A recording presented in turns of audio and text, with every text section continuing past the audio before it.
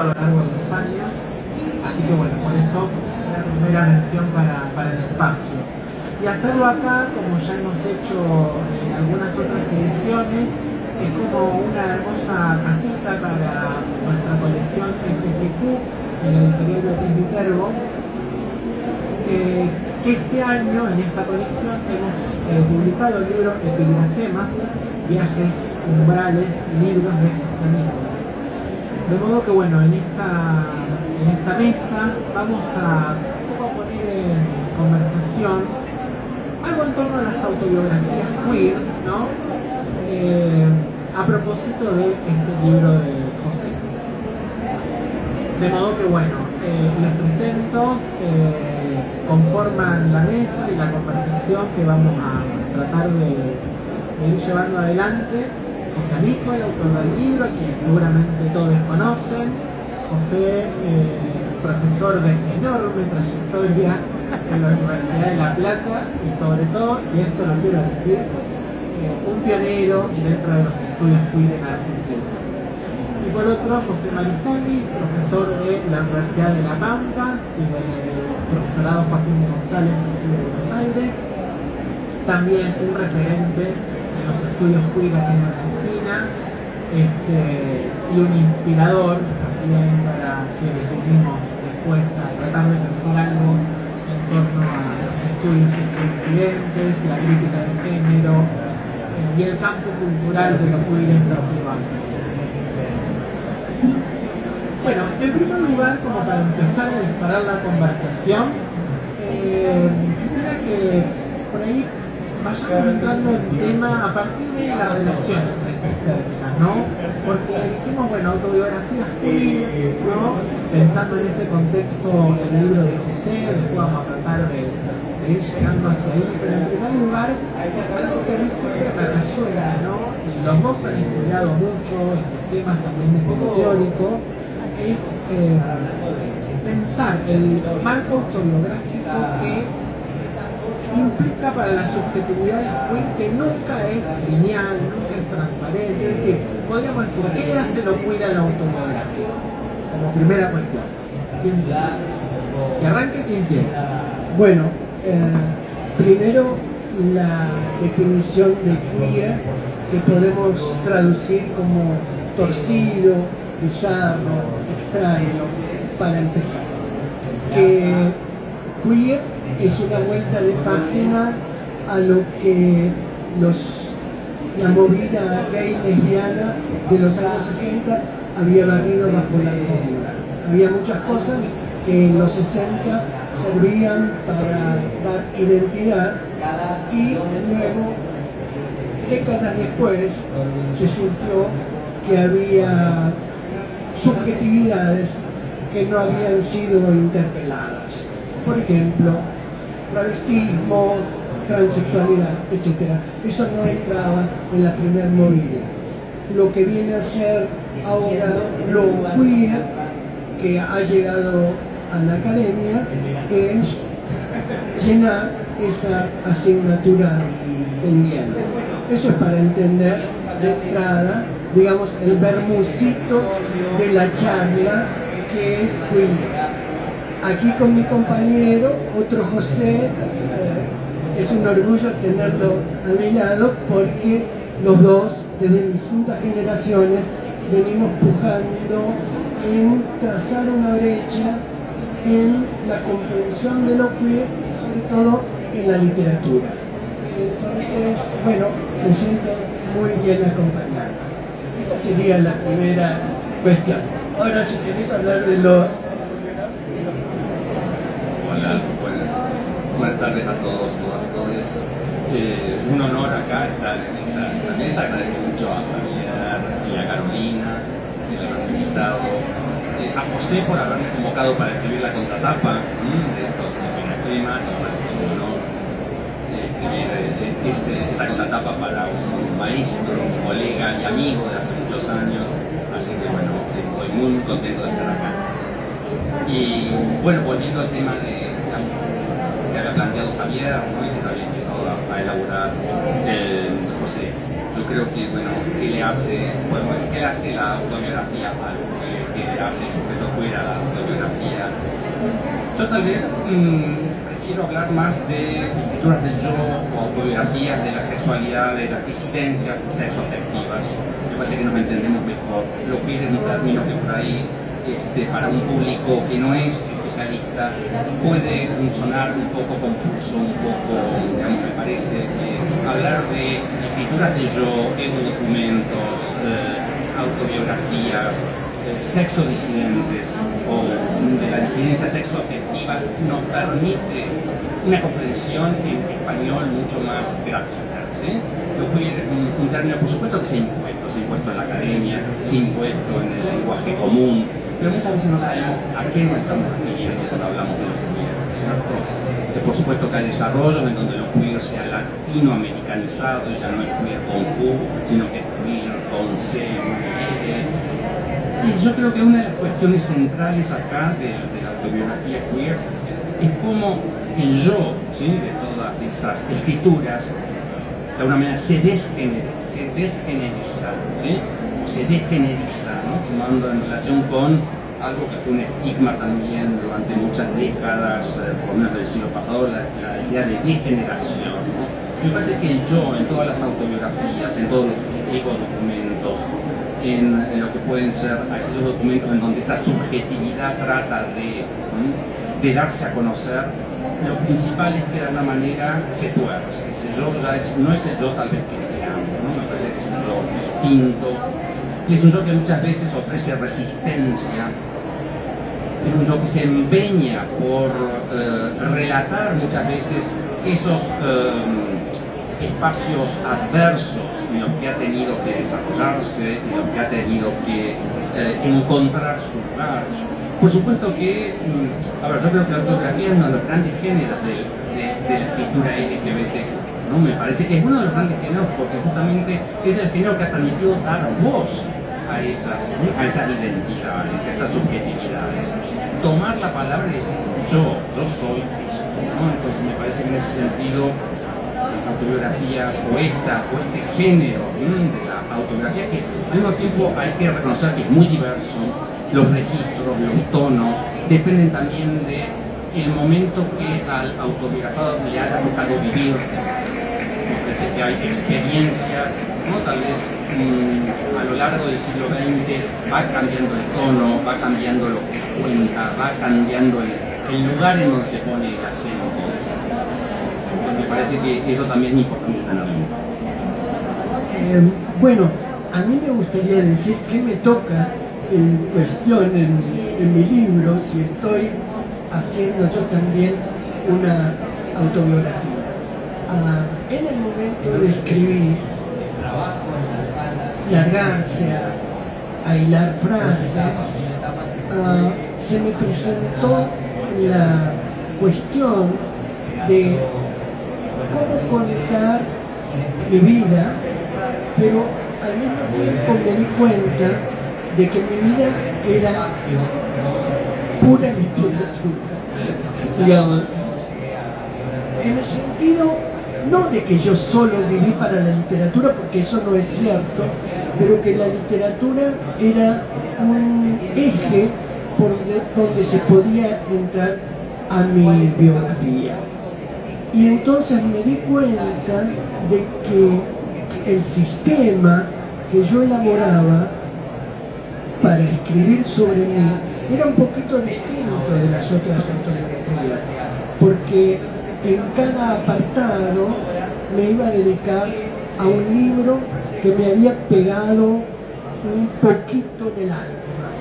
Y bueno, eso es bastante interesante porque, no sé, seguramente a los otros autobiógrafos también les pasa, pero uno hace como, al sentarse a escribir, una especie de trabajo psicoanalítico. Empezás a bucear y empezás a sacar de muy abajo recuerdos de literatura y recuerdos de libros, etc. Y empecé a unir. Y yo, que desde siempre, por décadas, no escribí nada de ficción, solo crítica literaria, de golpe me di cuenta de que estaba haciendo también un arte literario, porque alguna amiga me dijo, pero aquí hay un aviso que tiene una intriga, entonces está jugando con una herramienta que es una herramienta ficcional. Entonces, este libro que mete también de refilón los viajes, otra vertiente de mi vida, tiene como una forma triangular que es el bios y luego esos otros dos componentes. La cuestión que queda sin saltar, y tal vez el próximo libro que le presente a Guillermo va a ser un tipo de autobiografía indecente, porque Rigaud es muy decentista, muy pudorosa, pero no es pudorosa porque tenga miedo de decir las cosas, sino porque me parece que es interesante mostrar determinados aspectos de la vida y no otros, son más íntimos. Entonces, la autobiografía deja quizás con las ganas de alguna historia medio picante. Pero bueno, eso queda así sugerido. Bueno, te tomamos la palabra de esto último, ante todo. Pero, bueno, realmente vieron en la tecla de varias cosas que estaba pensando mientras nos escuchaba a ambos, porque efectivamente, como decía José Maricani, creo que inscribe, ¿no?, la zona de sujetos LGTB, sujetos sexuales dentro de las escrituras del yo como algo que es muy recurrente dentro de nuestras escrituras, nuestros testimonios, ¿no? Pero a la vez pensaba y recordaba, ¿no?, el trabajo con José en el proceso de edición de este libro, y esto que él comentaba, ¿no?, con el modo de entrar al autobiográfico o al recuerdo, ¿no?, ese abrir la canilla, ¿no?, del recuerdo y de la escritura, que hay una sensibilidad queer en el modo en que se compone este libro, ¿no?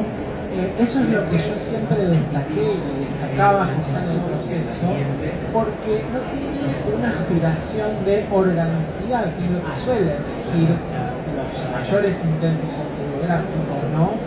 Sin embargo, acá la Magdalena lleva zonas, ¿no?, que son como fotos, son momentos, y sobre todo con el trenzado, ¿no?, de un crítico literario en el cual los libros ocupan un lugar central y que va trenzando su propia lectura con sus propios recuerdos. Y como parte de sus recuerdos al mismo tiempo. Entonces, hay una entrada ahí que me parece que hace un experimento distinto, ¿no?, que creo que es para pensarlo desde otro lugar también. Bueno, José me señalaba algún pasaje que avala esta idea de Javier, estando en Moscú, en un parque, paseando por el parque, vi en un banco una travesti de cierta edad. Hay que decir que Rusia está en las cavernas, en ese tipo de situaciones.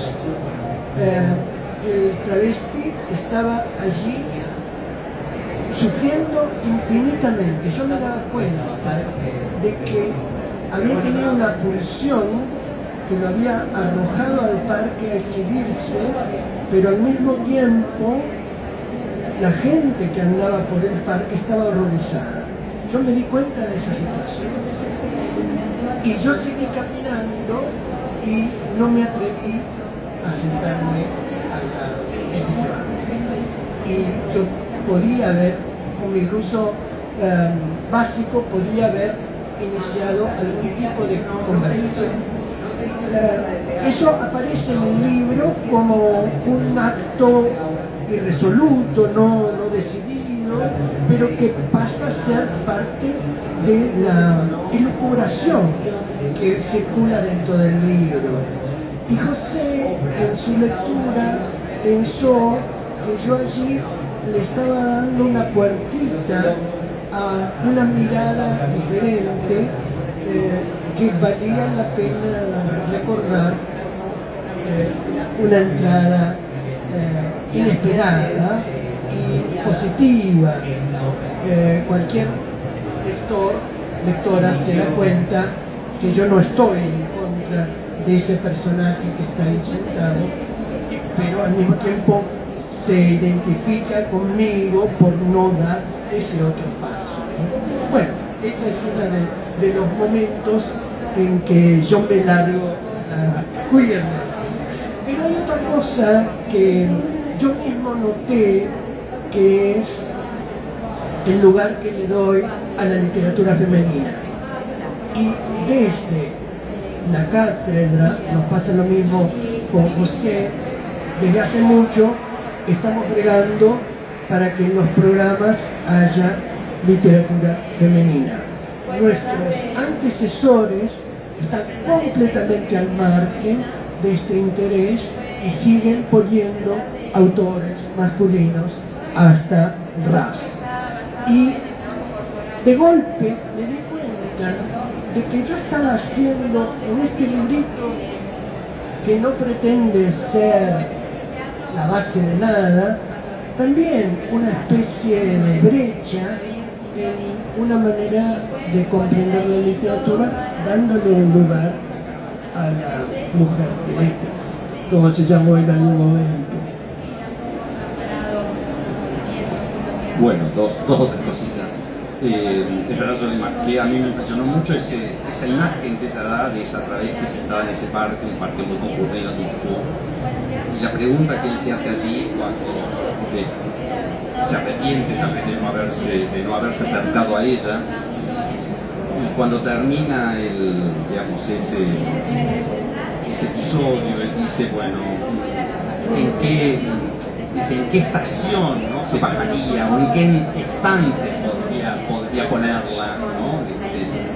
Y lo mismo ocurre, me parece, en Beijing, ¿no?, cuando vos te encontrás a una pareja de dos muchachos, ¿no?, que sí son cofrades, y me parece que ahí hay una complicidad con el lector, una complicidad en donde vos de alguna manera estás también dando cuenta de que tu mirada es particular con respecto a eso. En otro sentido, también yo creo que eso lo había señalado, me parece que es digno de señalarse, cómo en estos epigrafemas de escritura autobiográfica vos construís, o no dejás de, siempre lo has hecho, pero no dejas de construir un canon femenino, como, digamos, yo acá había notado, quiénes son las autoras. Por supuesto está, a ver, yo creo que hay, presidiendo ese canon está, por un lado, Silvia Molloy, me parece, y está significativamente Leopoldo Marechal, lo cual a mí me pareció, o está muy repetida la figura de Marechal y la figura de Marechal de la Gran Buenos Aires. A mí eso me pareció que es un puente extraordinario entre el cosmopolitismo de José y encontrarnos con los análisis y con las citas que vamos a hacer del Adán Buenos Aires. Pero después, por supuesto, está Storni, Lange, Pizarnik, Tenon, Mariana Walsh, Sara Gallardo, Silvia Campo, Gisela Gámbaro, y por supuesto también Virginia Woolf en el primer episodio, en donde, bueno, vos decís cómo en el barco en el que viajaste por primera vez a Europa te encontraste con un cuarto propio, ¿no? Eso me parece una anécdota hermosísima, ¿sí? Ahora, volviendo al libro de Epigafemas, yo lo ponía en comparación con un libro anterior tuyo que se llama Biografemas. Y tal vez yo creo que en Biografemas sí hay un autorretrato del crítico como lector, mucho más fuerte, en donde vos realmente haces un recorrido a través de tu formación y de cómo llegaste a los distintos. Acá me parece que te diste muchísima más libertad de llegar a los libros, pero a través de anécdotas, a través de esos recuerdos que de alguna manera se van filtrando y que de pronto estamos en Beijing, pero de pronto también estamos en la librería donde vos trabajabas, como en la librería de Agustín, donde vos trabajabas y tenías que leer los libros que llegaban. Y de pronto estamos en la zona de Villamonte y San Martín, contando los bares y con quién te encontrabas. Entonces me parece que, por supuesto que siempre se desemboca en un libro, pero me parece que acá hay mucha mayor libertad, ¿no? Y yo creo que también sería importante poner a esta escritura en serie con otras escrituras y otros autobiógrafos de tu generación, por ejemplo. Yo encuentro mucho en epigráficas de la varia imaginación de Silvia Moló. Por la manera en que está hilvanado, por la manera en que está... Es más, releía Moló, y Moló en un momento tiene un episodio muy hermoso donde él habla con todo un léxico de la costura, cuando la madre y la tía cosían en su casa, y de alguna manera vos también en un momento hablas de eso con respecto, ¿no?, a tu madre. Yo digo, pero mira, acá realmente se toca, ¿no? Me parece que Silvia también, ahí tenemos una escritura queer, si se quiere, ¿no?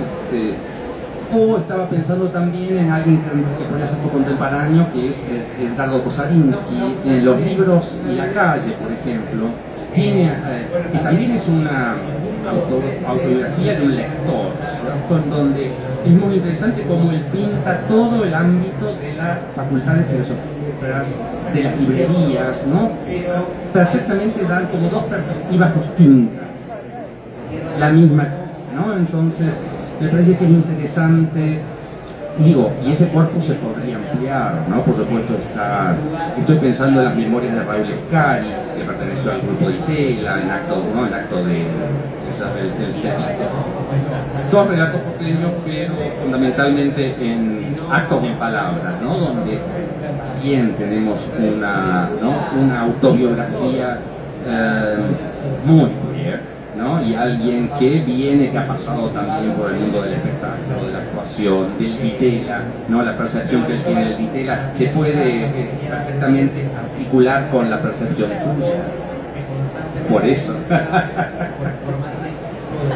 Y con otras autobiografías de esa época, tal vez no de gente que viene de la crítica o de la escritura literaria, pero estoy pensando en Héctor Analitarte, aquel militante que creó el primer grupo de militancia LGTB acá en Buenos Aires, con Nuestro Mundo, donde en su libro estrechamente girado por la locura también. Y además también entran a través de la literatura o el cine, ¿no? El cine es otro, ¿no?, motor de recuerdos. Sí, totalmente. Pensaba también, ¿no?, sobre todo en destacar esto que dijo José recién, ¿no?, la alianza con las lecturas feministas y con los feminismos, ¿no? Eso es como clave y aparte como la puerta de entrada, ¿no? Y ese procedimiento a través de los epígrafes que creo que es como la base compositiva que organiza el libro, de allí el título, pero que sobre todo le da al libro una forma, y que es esa relación, ¿no?, entre el sujeto que recuerda y el sujeto que lee o que es un lector, porque además de eso trabaja, ¿no? Y ahí se libana el relato. Pero lo que quisiera ir ahora es algo que señaló también recién José, ¿no?, con los itinerarios que construye el libro, que es Buenos Aires, ¿no? Buenos Aires es un lugar central en el libro y en la cartografía incluso que organiza por calle Corrientes, la librería, calle Talcahuano, Viamonte, o sea, hay ahí como todo un itinerario de Buenos Aires que es muy notable, como también se contrapone el cosmopolitismo de los viajes, ¿no? Eso es algo realmente muy muy fuerte que aparece en la construcción del libro, ¿no? Bueno, soy un porteño de alma, aunque después de pasar 10 años en Alemania enseñando español, se me lavó completamente la tonada y los taxistas me preguntan si soy extranjero aquí. Pero bueno, soy porteño porque desde hace muchas décadas, desde la adolescencia, pateé la calle Corrientes y bueno, cada rinconcito me es habitual y conozco el fulgor y la decadencia de muchas calles, de muchos cafés que existieron y ya no existen, de rincones, y cada vez que salgo y voy por algún lado, y voy a algún lugar, de golpe es el peso del recuerdo, una especie de Funes el Memorioso, que me pesa y me obliga a recordar cuántas veces había doblado por esa esquina y con quién había doblado y cuál era el tema de conversación con esa persona. Eso es algo que está ahí y a veces me pregunto, bueno, ¿hasta cuándo va a dar el cuerpo de juntar recuerdos y juntar y juntar? Es como una cosa interminable, pero al parecer están ahí y está bien. Mientras no me internen por culpa de los recuerdos. En algunos casos de los personajes, de los autores con los que me compararon, terminaron mal. Pero bueno, espero que no sea mi caso. No, volviendo a este tema de los recuerdos, pareciera que en un momento son como abrumadores, ¿no? Pero hay algo que vos decís, creo que lo repetís 2 veces en el libro y me gustaría saber, bueno, ¿por qué vos le pones ese epíteto, ¿no? Decís, hablas de recuerdos inservibles. Y a mí no digo, bueno, es un recuerdo inservible, pero sin embargo es el recuerdo que te vino, ¿no? Que vos recuperaste y que vos pusiste en palabras. Entonces digo, ¿qué sería lo inservible, ¿no? De eso? ¿Por qué es inservible? O si vos encontrás que hay, digamos, encontrás algo en ese recuerdo que hace que esté allí y que vos lo puedas recuperar. No, yo creo que lo recupera es un deseo de encontrar un eje, psicoanalíticamente hablando, de lo propio que a uno le ocurre. Pero como tengo muy buena memoria, es evidente, eso me lo están diciendo a cada rato, me aparecen cosas de golpe que digo, bueno, esto dije hace 50 años y te dije a tal persona, pero eso no era una frase maravillosa, no era una frase importante y por eso no está en el libro, porque realmente yo no podía trabajarla, pero constantemente me aparecen recuerdos inservibles en el sentido de que no los puedo reciclar. Entonces yo no sé si a los demás les pasa, pero a mí me ocurre constantemente porque, bueno, tengo como una radio que está continuamente hablando y bueno, imagínense cómo son mis sueños también. No hay manera de pararlos. Tengo la impresión que estoy soñando toda la noche. Los sueños, cómicamente, son tremendamente lógicos. Es decir, me despierto y me río de lo que he soñado, pero tienen una lógica. O sea que todo el tiempo estoy trabajando y trabajando. Qué bueno esto que contás, José, porque vos sabés que a propósito de los recuerdos inservibles, es una frase muy llamativa, muy significativa, ¿no? Y de tu buena memoria, pensando también en el proceso de escritura de este libro, ¿no? Porque por momentos también me preguntaba, bueno, pero llevarás un diario, ¿de dónde tendrás tanta precisión en el dato, por ejemplo, ¿no? ¿Cómo fue ese proceso? No llevé nunca diario, no estuvo en mí. Llevé sí escrituras de viajes, que son para recordar dónde había estado, pero me sucedió que nunca volví a releerlos. Entonces, en un momento dado, dije, bueno, no escribo más, que sea lo que Dios quiera, me voy a acordar o no de qué pasó tal día, etc. Ahí estoy. Pero bueno,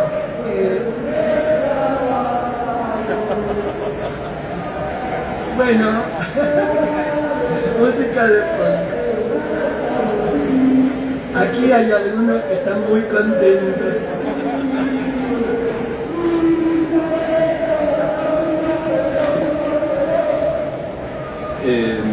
No, volviendo, digamos, la pregunta que vos le hacés, ¿no? De cómo esta cuestión de si lleva un diario o no, porque bueno, la verdad que es... ¿Cómo?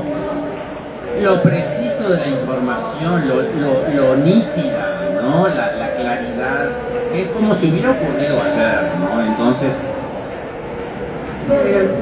tengo que confesar que no inventé nada. No siento que inventé nada. O sea que lo que está ahí es lo que yo siento que viví. Pero al leer estas instantáneas o estos recuerdos, uno también puede reponer la voz de José, la oralidad. Porque yo soy testigo, siendo amigo de él de hace muchísimos años, de que muchas cosas que están acá desarrolladas, escritas, él las ha contado. A ver, las ha contado o ha hecho alguna mención. Entonces, me parece que en ese sentido está todo ahí guardado, ¿no? Hay cosas que digo, no, pero esto yo sé que alguna vez, no sé, cuando vos contás de aquellos, ese matrimonio inglesa que vos fuiste a visitar después, ¿no? De muchos años. En realidad yo tenía idea de esa anécdota, ¿no? De que vos los habías vuelto a ver al cabo de muchos años. Y lo único que allí fue lo pude ver con más precisión, ¿no? En ese viaje que vos haces, ese recorrido en bicicleta, me parece que vos haces por aldeas cercanas a donde ellos vivían. Y eso en algún momento era una de nuestras charlas, infinitas charlas que hemos tenido, ¿no? Y que, bueno, ese recuerdo de ese matrimonio, el matrimonio con el cual vos tuviste un gran afecto y que te marcaron en algún punto, estaba. Yo me acordaba que vos lo habías contado. O sea que es interesante ver cómo no hay tanta distancia entre lo que leemos ahí y lo que es José contando, narrador oral, ¿no? Que, bueno, que nos fascina también. Totalmente, pero además, quienes lo hemos leído mucho, se ve el estilo del José escrito también, ¿no? Eso es maravilloso. Del crítico, claro, a eso me refiero, ¿sí? Bueno, podemos abrir también preguntas al público, ¿eh?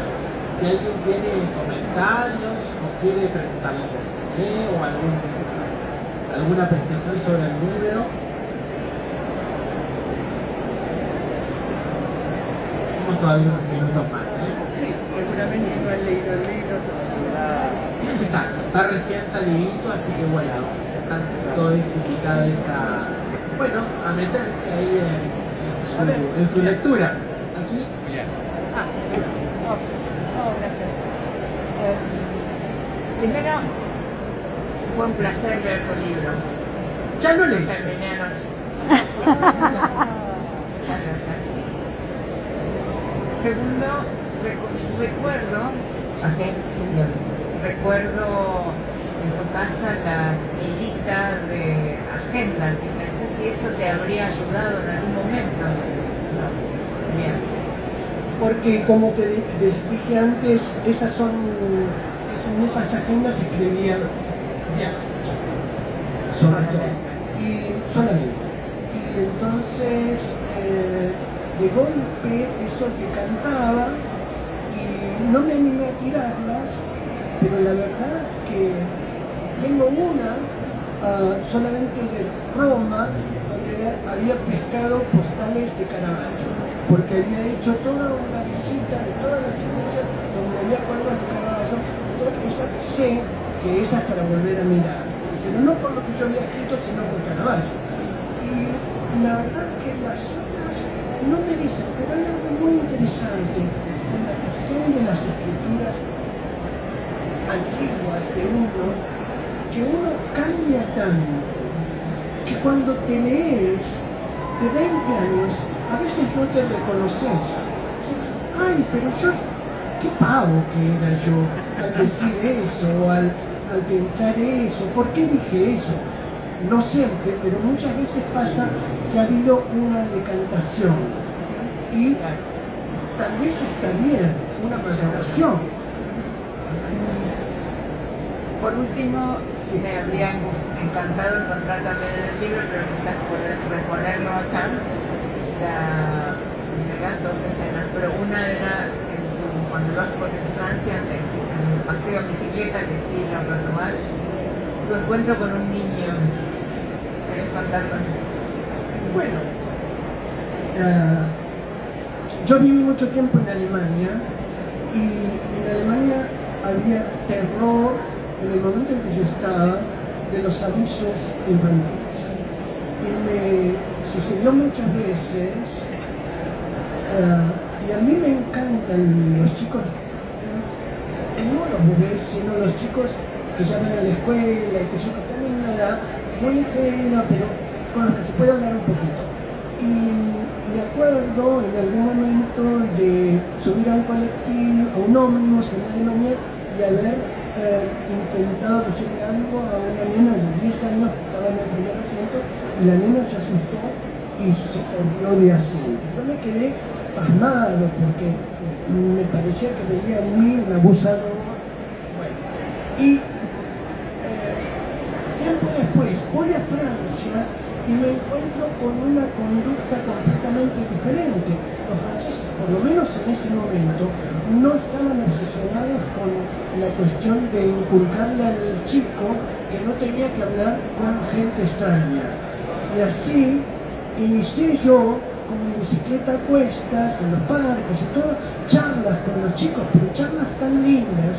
Y en uno de los casos, yo cruzaba una aldeita y en bicicleta, no demasiado rápido, y una nena me dijo en francés, "¿A tu vu mon chat?", ¿viste a mi gato?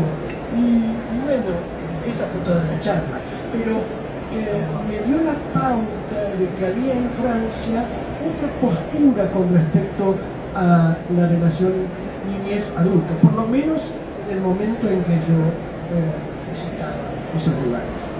Gracias.